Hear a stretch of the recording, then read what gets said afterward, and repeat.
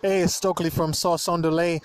I'm not in my car, so the acoustics is going to be a little different, but it's never that great anyway. But I want to talk about shea butter.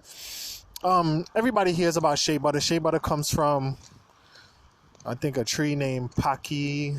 I forget the Latin name for it, but one thing that one these people are fighting at the ATM. Wow. Okay, so shea butter now. Maybe they need some shea butter. You know, it's 20 degrees out here today. Everything is frozen. I guess people are antsy today. So the shea butter contains something called stearic acid in it, and I think it has omega 3, omega 9. Might have omega 6, and you got to check those. But one thing that it contributes that a lot of other um, uh, uh, fatty acids, a lot of different oils and plants have fatty acids, and shea butter is known for stearic acid, which I think is an omega 9. I'm not sure about that. Don't quote me on that. I think it's an omega 6, matter of fact. But contrary to a lot of belief, shea butter is not good at healing skin that much.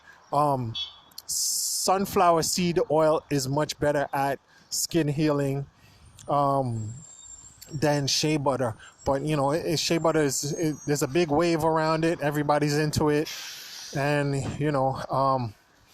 that's okay. That's fine, and it does help a lot of impoverished people, especially when you get a fair trade sourced shea butter, which is helping people to take care of their families and stuff like that. So anything that's imported from Africa, I'm all for it. I include shea butter though, only minimally, maybe at I forgot, like 7% of the weight of the product. It definitely softens skin. And it has some benefits, but for the most part, it's not one of my favorites. I kind of really only include it for the cachet of the name. I mean, I try to minimize a lot of ingredients, but there's two ingredients that I really didn't really need, but they're so well known and marketable, and they do have benefits, but they're not all.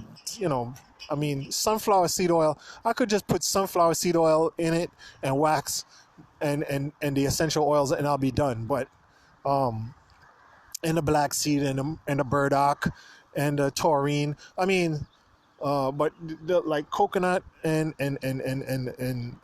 coconut and shea butter, they're great, but they're not like the greatest. They're great, but like I said, sunflower oil. So all I really need is a sunflower seed oil and hemp oil.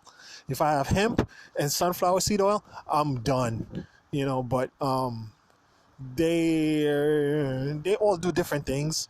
I'm not dumping on shea butter. I'm not dumping on coconut oil either, because they have benefits depending on who you speak to, but depending on where you get your research information from. There's so much conflicting information that most of it leans to the side that they're beneficial. So I include them. But that's just something about shea butter. Shea butter, like I said, it's when you get it, it's already in a butter form. It already has a water content. It's already emulsified. It is an emulsification in itself. And one thing that it has, like I said, that the other oils or fatty acids don't have is stearic acid, which I think is an omega 6. I think it's an omega 6 fatty acid. I'm not sure. I have to dive some more into omega 3, 6, 9 and find out more about that. But hemp oil is a great. I'm gonna do a difference. I'm gonna do a separate talk on hemp oil. I'm not going into detail, but that's my entry for today.